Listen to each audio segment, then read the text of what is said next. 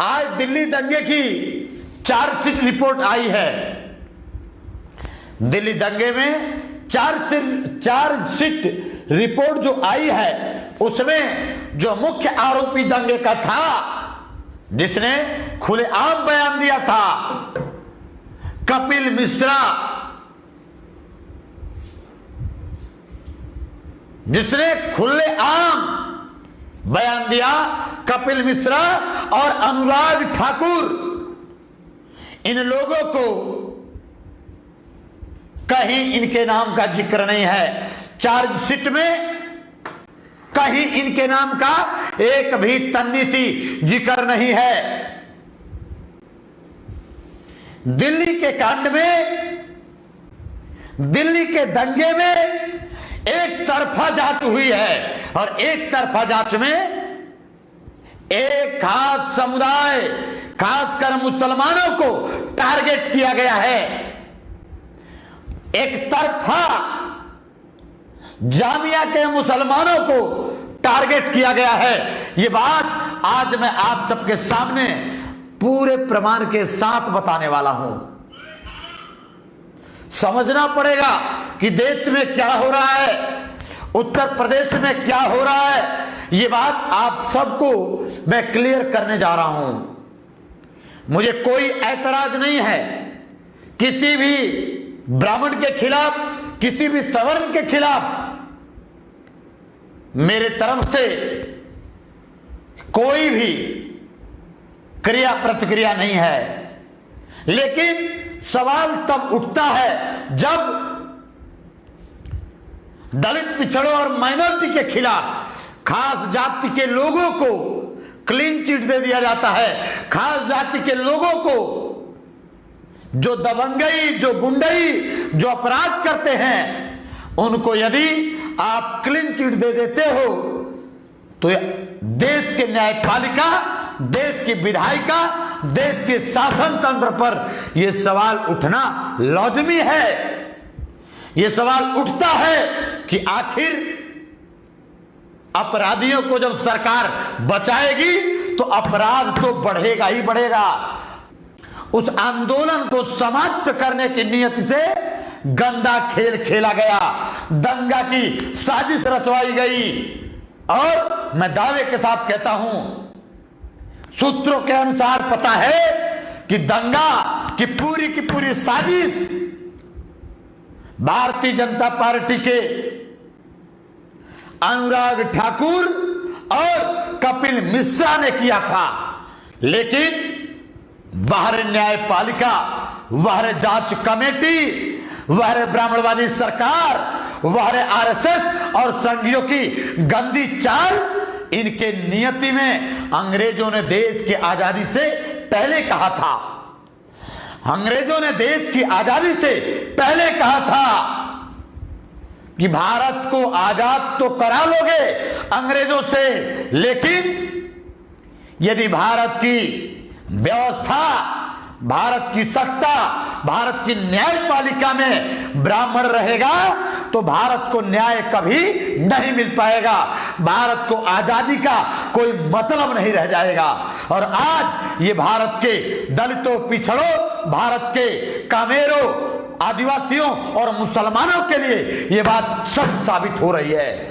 आज bulletin 8 PM के माध्यम से मैं डॉक्टर RS पटेल पूरी जिम्मेदारी के साथ ये बात कहता हूं कि जो चार्जशीट आई है वो चार्जशीट पूरे गफलत तरीके से आई है। जो चार्जशीट आई है उस चार्जशीट में एक तरफा केवल मुसलमानों को टारगेट किया गया है, एक तरफा शाहीन बाग और जामिया के लोगों को टारगेट किया गया है। अभी एक वीडियो में आपको दिखाता हूं। प्रदर्शन के दौरान कपिल मिश्रा ने कहा था कि ट्रंप के जाने तक तो मैं इंतजार करूंगा।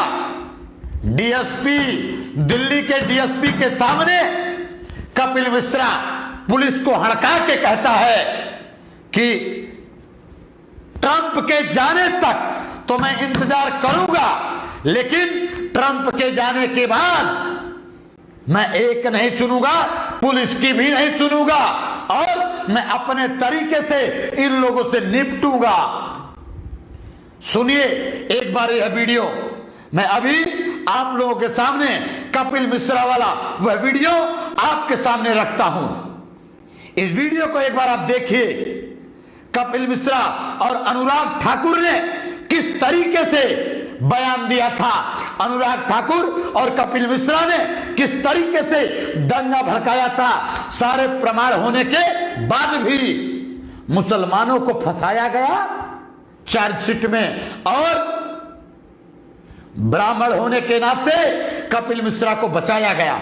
मैं एक बात और दावे के साथ कहता हूं, अगर कपिल मिश्रा की जगह कोई कपिल यादव होता तो दावे के साथ उस घटना का जिम्मेदार कपिल यादव को बना दिया जाता। अगर कोई कपिल पटेल होता तो मैं दावे के साथ कहता हूं उस का पूरा आरोपी उस भाषण के कारण कपिल पटेल होता, कपिल जाटव होता और ऐसा भाषण देता तो पूरा जिम्मेदारी कपिल जाटव की हो जाती। दलित पिछड़ा माइनॉरिटी कुर्मी कोयरी अहिर गणरिया धोबी पासी तेली तमोड़ी राजभर चमार धरकार बिंद पासी या मुसलमान कोई ऐसा बयान दे दे तो मैं दावे के साथ कहता हूं, सीना ठोक के कहता हूं कि पूरा का पूरा घटना का आरोपी बहुजन समाज और मुसलमान को बना दिया जाता।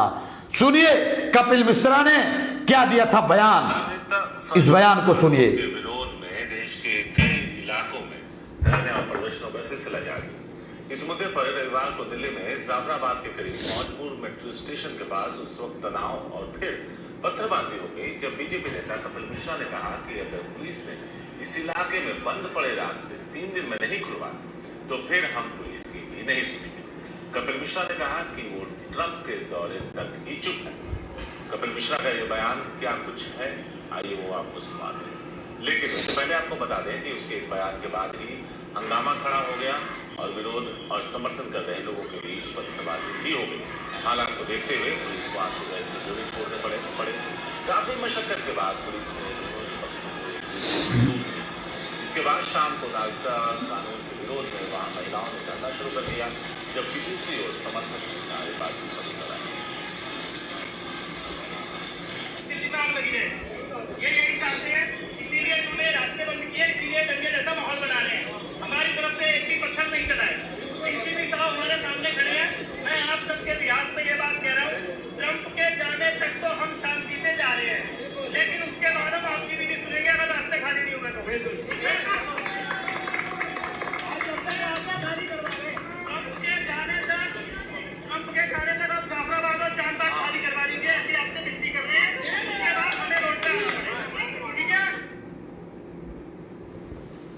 सुना आप सबने कपिल मिश्रा ने क्या कहा।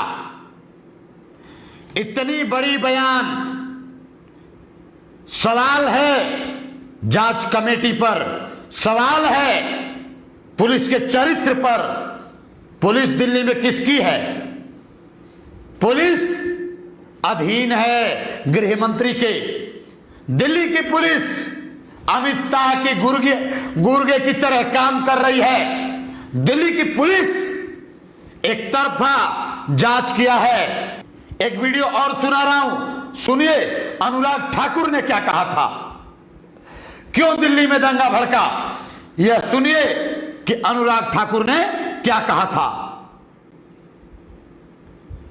अनुराग ठाकुर के बयान पर विवाद के बाद चुनाव आयोग एक्शन में दिख रहा है। दिल्ली के मुख्य निर्वाचन अधिकारी ने रिठाला विधानसभा के रिटर्निंग ऑफिसर से रिपोर्ट मांगी है। कल रिठाला में ही बीजेपी उम्मीदवार मनोज चौधरी के समर्थन में रैली करते हुए अनुराग ठाकुर ने भीड़ से भड़काऊ नारे लगवाए थे। अनुराग ठाकुर ने देश के गद्दारों को गोली मारने के नारे लगवाए थे। सुनिए।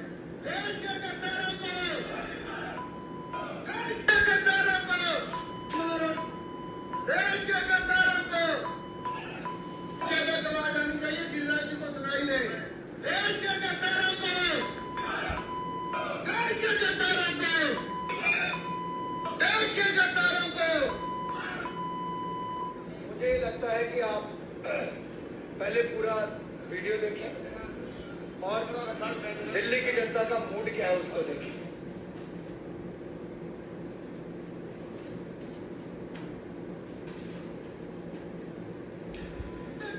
अब इस बयान पर और इस खबर पर प्रशांत भूषण ने जरा सोचिए, जरा सोचिए, जरा सोचिए आप कि पूरी प्रमाण दिल्ली में दंगा कौन भड़काया, दिल्ली में दंगा भड़काने वाले कौन भाषण दिया, दिल्ली दंगा के पीछे कौन साजिश कर रहा है, इसका पूरा प्रमाण आपके पास है। लेकिन इसके बाद भी कपिल मिश्रा, अनुराग ठाकुर का नाम निकाल दिया गया। यह सिर्फ दिल्ली दंगे की बात नहीं है, देश में कहीं भी कुछ हुआ, यदि बहुजन है उसके साथ और एक तरफ ब्राह्मण या क्षत्रिय है तो क्षत्रिय और ब्राह्मण निर्दोष बनाया जाता है और दलित और पिछड़े को आदिकाल से, आज से नहीं हजारों हजार साल से इन ब्राह्मणवादियों ने हमारे साथ छल कपट किया है। क्या हुआ? चारा घोटाला में लालू और जगन्नाथ मिश्रा के बीच में पूर्व मुख्यमंत्री जगन्नाथ जी जो चारा घोटाले के प्रमुख आरोपी थे, लेकिन यही सुप्रीम कोर्ट की न्याय ने, सुप्रीम कोर्ट न्यायपालिका ने, न्यायाधीश ने जगन्नाथ मिश्रा को बचा दिया और लालू यादव को जेल में सड़ा दिया। यह है इन ब्राह्मणवादी विचारधारा के लोगों का चरित्र। कपिल मिश्रा ने कहा था 3 दिन के अंदर हम रास्ता खाली करवा लेंगे, चुटकी बजा के कहा था। क्या हुआ? दंगा हो गई और दंगे के बाद फसाया किसको गया? इन दोनों को तो मोदी जी आपने बचा लिया, अमित शाह जी इन दोनों को तो आपने बचा लिया, लेकिन बेगुनाहों को आपने फंसा दिया। मीडिया ने इतना जहर घोला, इतना जहर फैलाया कि ताहिर हुसैन नामक एक मुसलमान के घर के सामने एक गोस्वामी गिर गया, चोटिल हो गया। पंडित था, आपस में लोग वहां उलझे। ताहिर हुसैन के लोग घर में थे, लेकिन इस मीडिया ने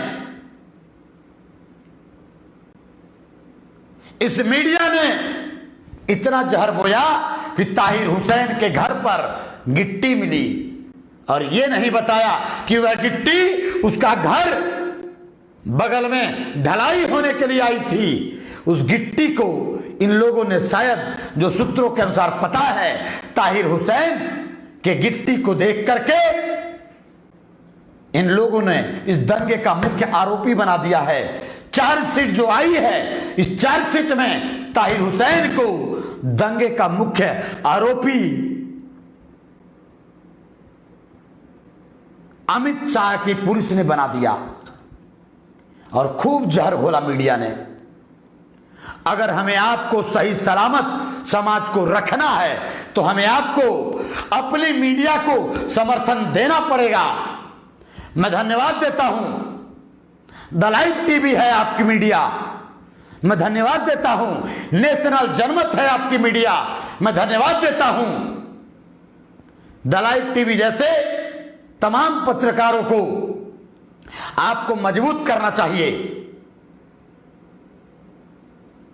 बुलेटिन 8 PM को आपको मजबूत करना चाहिए ताकि आप सबकी अपनी ताकत खड़ा हो सके। जब तक आप अपनी ताकत नहीं खड़ा हो करिएगा तब तक इन 3% वालों से लड़ना संभव नहीं है, क्योंकि नीचे से लेके ऊपर तक हर जगह ये कब्जा बनाए रखा है। लड़ना तो हमें पड़ेगा और अपनी व्यवस्था तो बनानी होगी। सुनिए, मोदी जी से सवाल है, भारत की मीडिया बिकाऊ मीडिया है, गोदी मीडिया है। दीपक चौरसिया, अर्णव गोस्वामी, तिहारी सुधीर चौधरी जैसे गोदी मीडिया के दलालों ने हर मुद्दे पर हिंदू मुसलमान खोजने का काम किया और हर मुद्दे में हिंदू मुसलमान घुसाने का काम किया। कोरोना आया तो हिंदू मुसलमान, दंगा हुआ तो हिंदू मुसलमान, और यदि दंगा नहीं हुआ तो दंगा कराने के लिए इन लोगों ने हिंदू मुसलमान की राजनीति खोज लिया। ऐ मेरे प्यारे साथियों, समझिए समझिए किस कदर ये गिर जाती है, ये भारत की मीडिया कैसे गिर जाता है। सुधीर चौधरी कैसे गुलामी टेकता है, अर्णव गोस्वामी और इन सब का बाप है जो गोदी मीडिया मोदी का गुलाम है, दीपक चौरसिया। हर मुद्दे में ये हिंदू मुसलमान खोजता है, हिंदू मुसलमान के कारण टीआरपी खोजता है और देश में अपने टीआरपी के चक्कर में देश में धार्मिक उन्माद फैलाता है। आखिर क्या हुआ केरल में हथिनी की मौत पे? केरल में हथिनी की मौत पर 2 मुसलमानों का नाम लिख करके दीपक चौरसिया जैसे दलाल ने देश के सामने झूठ फैलाने का काम किया, धार्मिक उन्माद बढ़ाने का काम किया। असल में सच तो यह है कि इन गोदी मीडिया को जेल में ठूस देना चाहिए। इस गोदी मीडिया के खिलाफ एफआईआर होना चाहिए और इन पर एनएसए लगना चाहिए, क्योंकि देश में असल देश के दुश्मन, कौमी एकता के दुश्मन, भारतीय एकता के दुश्मन, भारतीय अखंडता के दुश्मन यही दलाल चाटुकार गोदी मीडिया वाले लोग हैं। सच यही है। भारत में धार्मिक उन्माद, भारत में आंतरिक उन्माद फैलाने का मूल कारण गोदी मीडिया है। हिंदू मुसलमान, बिना हिंदू मुसलमान का इनका टीआरपी नहीं चलता, इसलिए इन बेईमानों का, इन गोदी मीडिया का बहिष्कार करिए। ऐ बहुजनों, ऐ दलितों, पिछड़ों, मुसलमानों, ऐ वंचित समाज के लोगों, आज बुलेटिन 8 PM के माध्यम से मैं डॉक्टर RS पटेल आप सबको आह्वान करता हूं कि बहिष्कार करिए गोदी मीडिया का। जहर फैलाने वाली, देश को तोड़ने वाले मीडिया वाले लोग हैं, इसलिए इनका बहिष्कार करिए। सवाल है अगला योगी से। योगी बाबा, उत्तर प्रदेश में ब्राह्मणों ने दिन दहाड़े हथियार लहराते हुए, राइफल लहराते हुए संभल में समाजवादी पार्टी के पूर्व विधानसभा प्रत्याशी, वर्तमान प्रधानपति और उसके बेटे को दिन दहाड़े गोली से भून दिया गया। उन ब्राह्मणों के ऊपर सीधे एनएसए लगना चाहिए, लेकिन अभी तक उन तमाम अपराधियों को नहीं पकड़ी है उत्तर प्रदेश पुलिस। अभी वो उत्तर प्रदेश के पुलिस से प्रमुख आरोपियों में से कुछ आरोपी हाथ से बाहर हैं। 2 यादवों की हत्या हो गई, चंदौली में छत्रियों ने हत्या कर दिया। अभी तक योगी के जाति होने के कारण अभी तक कोई कार्रवाई नहीं हो पाई, बड़ी कार्रवाई। आगरा में बहुजन समाज के कुशवाहा की बेटी के साथ जघन्य बलात्कार हुआ, रोज रोज हो रहा है। इलाहाबाद में पटेल की हत्या, कौशाम्बी में पटेल की हत्या, बनारस में पटेल की हत्या। अब तो हद हो जाती है कि प्रतापगढ़ में दर्जनों पटेलों की घर जला दिए गए, महिलाओं के साथ छेड़खानी किया गया, उसके बाद भी दर्जन भर महिलाओं को उठा के योगी जी आपकी पुलिस जेल में डाल देती है। क्यों? क्योंकि पीड़ित पक्ष वंचित समाज का पिछड़ा है और मारने वाला ब्राह्मण है। एक भी ब्राह्मण, मारने वाले जो ब्राह्मण वर्ग था उसके खिलाफ एफआईआर दिया पटेलों ने, अब तक नोट नहीं हो पाया। एफआईआर हुआ भी तो उसमें न छेड़खानी है, न आगजनी है, न जानते मारने की नियति डाली गई है। सारे एफआईआर को इन ब्राह्मणवादी शासन के लोगों ने हटा दिया। इसलिए ऐ बहुजन समाज के लोगों, आवाज दो कि हम एक हैं और इनके खिलाफ हमें एक बड़ी आंदोलन की जरूरत है। उत्तर प्रदेश में बढ़ते अराजकता को लेकर के, प्रतापगढ़ के कांड को लेकर के, चंदौली, संभल, इलाहाबाद और तमाम घटना को लेकर के हम लोग सरदार सेना और तमाम सामाजिक संगठन मिलकर 11 जून को उत्तर प्रदेश का विधानसभा घेराव करने जा रहे हैं। उत्तर प्रदेश का विधानसभा योगी का घेराव करने जा रहे हैं। हजारों की ताकत में इकट्ठा होकर के उत्तर प्रदेश के योगी का घेराव करके हम लोग इनको न्याय कैसे दिया जाता है वो 11 तारीख को बताएंगे। 11 जून यानी परसों उत्तर प्रदेश के सरदार सैनिक, भीम सैनिक और तमाम बहुजन के सामाजिक संगठन मिलकर हम लोग विधानसभा का घेराव करेंगे और अपने न्याय के लिए अंतिम दम तक योगी जी आपके जंगल राज के खिलाफ लड़ने का काम करेंगे।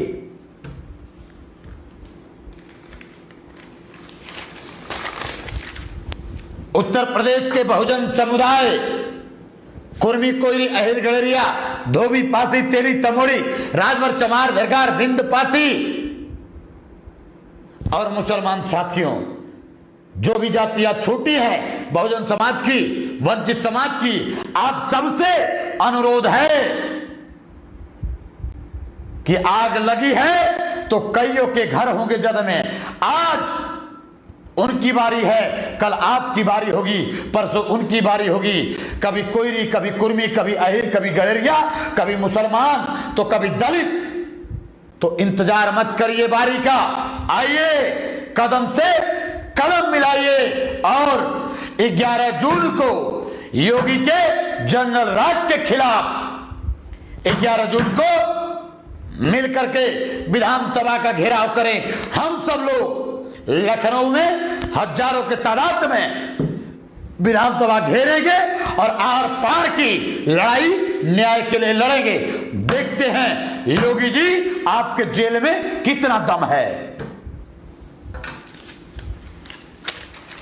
अगला सवाल, अगला सवाल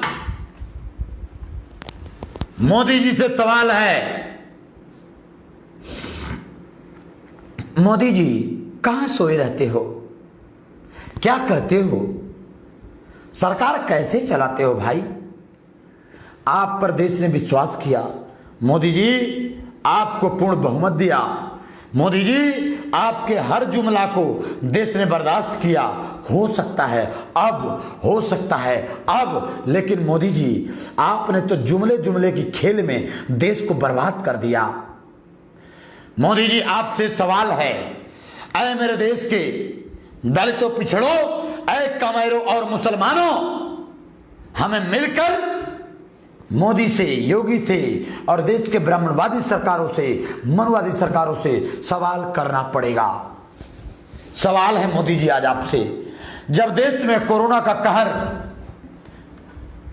बरपाना शुरू हुआ था, केवल 500 केस थे, तब आपने कड़ाई से लॉकडाउन किया, जिसमें बहुजन समाज का, दलित वंचित समाज का, मुसलमान समाज का, मजदूर वर्ग का एक एक व्यक्ति पीड़ित हो गया। हजारों लोग बेघर हो गए, हजारों के घर टूट गए, हजारों के नौकरी चले गए, हजारों के बेटियों के शादी टूट गए। शर्म नहीं आती आपको या आपके लोगों को कि जब 500 कोरोना था तब आपने सख्ती से लॉकडाउन किया, लेकिन आज जब 2.5 लाख के पार है तो आपने कोरोना के आग में भारत को धकेल दिया। क्या किया मोदी जी आपने? असल में जब भारत में कोरोना शुरू हुआ उस समय आपको तैयारी करके रोकना था, तब आपने भारत को बर्बाद करने के लिए बहुजनों, दलितों, पिछड़ों के नौकरी और समस्याओं को बर्बाद करने के लिए शायद आपने ध्यान नहीं दिया। और अब जब कम्युनिटी ट्रांसमिशन की तरफ कोरोना भारत में पहुंच गया, दुनिया में कोरोना के कहर बरसाने वाले में 5वें स्थान पर भारत पहुंच गया, तब आप लॉकडाउन खोल देते हो मोदी जी। वाह रे मोदी जी, वाह रे भारत की सरकार। तरस आती है मुझे आपकी बेवफाई पर, तरस आती है मुझे देश के साथ आपने जो किया है उस गद्दारी पर तरस आती है मुझे। मोदी जी कब तक बेवकूफ बनाएंगे, कब तक जुमला चलाएंगे, कब तक जुमलों से भारत का पेट भरेंगे? आखिर जब भारत में भारतवासियों को असल में जरूरत है तब आप पीएम केयर फंड को देशवासियों का फंड नहीं बताते हैं, पब्लिक फंड नहीं बताते हैं। जब पीएम केयर फंड घोषित किया आपने, तब आपने कोरोना फंड के नाम से पीएम केयर फंड घोषित किया। आपने खरबों रुपया पीएम केयर फंड में, कई हजार करोड़ यानी खरबों रुपया पीएम केयर फंड के नाम पर आपने इकट्ठा किया।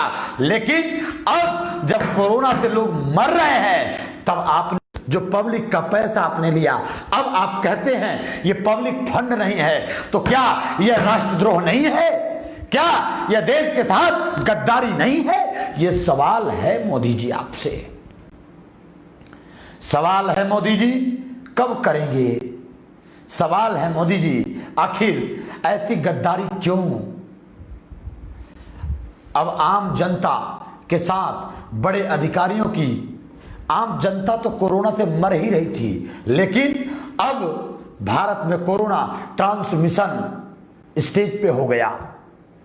अब बड़े बड़े अधिकारी कोरोना से अफेक्टेड हो गए हैं और रोज रोज भारत में बड़े अधिकारियों की मौत चालू हो गई है। आपको मालूम है मोदी जी? नहीं मालूम है तो देखना बुलेटिन 8 PM।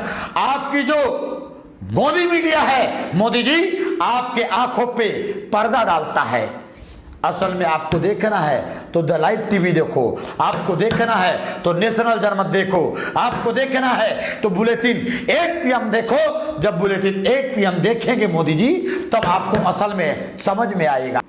यूपी के अंबेडकर नगर के मुख्य चिकित्सा अधिकारी, मुख्य चिकित्सा अधीक्षक की कोरोना से मौत हो गई। मोदी जी अभी तो देश का वंचित समाज ही मर रहा था, लेकिन अब कोरोना के कारण अधिकारियों की मौत होने लगी, बड़े बड़े कर्मचारियों की मौत होने लगी। कोरोना के कारण उत्तर प्रदेश के अंबेडकर नगर के मुख्य चिकित्सा अधीक्षक की मौत हो गई। कौन जिम्मेदार है इसका? यूपी के अंबेडकर नगर जिले के मुख्य चिकित्सा अधिकारी एसपी गौतम की कोरोना वायरस से मौत हो गई। वह लखनऊ के पीजीआई में भर्ती थे और मंगलवार को उन्होंने कोरोना के कारण दम तोड़ दिया। जब इस देश में चिकित्सा की जिम्मेदारी जिन लोगों के कंधे पर सबसे मजबूत है वही दम तोड़ने लगे, तो अब कोरोना आम लोगों का क्या करेगा मोदी जी? जरा सोचना। जिले का सबसे बड़ा अधिकारी होता है सीएमओ, मुख्य चिकित्सा अधिकारी जिले का सबसे बड़ा अधिकारी, चिकित्सा विभाग का डीएम है वो। अब जब उसी की मौत हो गई कोरोना से, तो अब आम आदमी को कौन बचाएगा? मोदी जी, आपसे सवाल है। ऐ मेरे देश के तो पिछड़ो कामेरो, अब कोरोना ट्रांसमिशन स्टेज पे आ गई है। कम्युनिटी ट्रांसमिशन स्टेज मतलब संक्रमण महामारी के रूप में जहां नहीं वहां घुस जाएगा। इसलिए असल में सरकार ने लॉकडाउन खोला है, लेकिन कोरोना ने नहीं कहा है आपको, इसलिए आप एहतियात बरतिए। लेकिन हमने देखा है बनारस में इतनी भीड़, इतना जाम कि इतना तो कोरोना के पहले भी भीड़ नहीं हुआ करता था। अब जैसे लगता है पब्लिक रेल्ला लगा दी है। तो मोदी जी, आप आने वाले दिन में भारत को मारने वाले सबसे बड़े गुनहगार होंगे। एक घटना और जानिए, इससे पहले मुंबई महानगर पालिका के डिप्टी म्युनिसिपल कमिश्नर, बीएमसी के डिप्टी कमिश्नर शिरीष दीक्षित की मौत हो गई कोरोना के कारण। जानते हैं आप लोग, कोरोना सरकार कह रही है कि कोरोना के लक्षण जिनके अंदर होगा उन्हीं की जांच होगी। लेकिन आप सबको जानकर हैरत होंगे आप कि शिरीष दीक्षित मुंबई बीएमसी के डिप्टी कमिश्नर शिरीष दीक्षित, जिनको कल तक, परसों तक कोरोना का कोई लक्षण नहीं था, लेकिन मौत के दौरान जब वो जिंदगी और मौत से जूझ रहे थे, तो लगभग उस समय जांच हुआ और मरते मरते कोरोना पॉजिटिव में मरे हैं वो। भारत में जिनको सर्दी, खांसी, जुकाम और अस्थमा नहीं है, वो ये ना माने कि कोरोना नहीं है उनको, कोविड-19 से बचे हो आप, ये मत मानना, क्योंकि कोरोना साइलेंट बीमारी हो चुकी है। कुछ लोगों को सर्दी, खांसी, जुकाम और सांस के रूप में लक्षण तो आ रहा है, लेकिन कुछ लोगों के लक्षण ही नहीं आ रहा है और उनके अंदर कोविड-19 पॉजिटिव है। लेकिन मोदी जी कहते हैं, मोदी जी की मंत्री कहते हैं, मोदी जी के गुर्गे कहते हैं कि कोविड के लक्षण जिनके पास हो वही जांच कराएं, और जिनके पास लक्षण नहीं है वो भले कोरोना से मर जाएं, लेकिन वो जांच मत करावें। इतना फेल्योर सरकार दुनिया में कोई नहीं होगी। इतना दुर्दांत सरकार, इतना दुर्दशा करने वाली सरकार, इतनी निकृष्ट सरकार भारत में आज तक नहीं हुई होगी। जब 3 महीना, जब 2.5 महीना लॉकडाउन किया मोदी जी आपने, तो 2.5 महीना में न तो बेड बढ़वाया आपने, न तो वेंटिलेटर बढ़वाया आपने, न तो जांच किट की व्यवस्था की आपने। आपने केवल जमाती और मुसलमान, जमाती और मुसलमान, हिंदू और मुसलमान, ताली और थाली, यही करवाया है। और इसी चक्कर में भारत में आपने कोरोना बढ़ाया है मोदी जी। सवाल तो करना पड़ेगा। ऐ मेरे देश के बहुजन समाज के लोगों, आपको सवाल करना पड़ेगा। आपको कोरोना, आपको बढ़ाने वाला, कोरोना देश में फैलाने वाला भारतीय जनता पार्टी की सरकार है, मोदी सरकार है। ये खुल के आपको कहना पड़ेगा। आप समझते हो कि आप सुरक्षित हो, मत मानना। क्यों? क्योंकि अब साइलेंट कोरोना आ गया है। कोरोना का लक्षण रहेगा ही नहीं और आपको कोरोना हो जाएगा। अचानक मौत के मुंह में धकेल देगा वो कोरोना। यही तो हुआ बीएमसी के डिप्टी कमिश्नर, मुंबई म्युनिसिपल के डिप्टी कमिश्नर शिरीष दीक्षित के साथ। और शिरीष दीक्षित ही नहीं, बहुतों के साथ साइलेंट कोरोना आ रहा है और काल के गाल में लेके जा रहा है। लेकिन मोदी जी के गृह मंत्री अमित शाह कहते हैं उनकी स्वास्थ्य मंत्री कहते हैं और सब कहते हैं कि देश में तब की जांच कराना। आपकी दुर्व्यवस्था बोलती है, आपकी नाकामी बोलती है, आपकी फेल्योरिटी बोलती है। इसलिए तो बुलेटिन 1 PM सवाल करता है, ऐ मेरे देशवासियों, देश में कोरोना के मामले तेजी से बढ़ रहे हैं, जिसमें आम आदमी से लेकर खास लोग तक इसके चपेट में आ रहे हैं। मंगलवार को बीजेपी नेता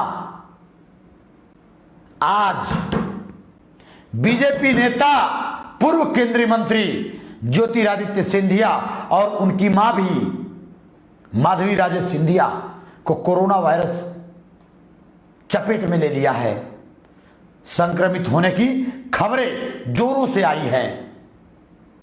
जरा सोचिए, अब जब बीजेपी वाले अपने लोगों को नहीं बचा पाएंगे तो आपको क्या बचाएंगे।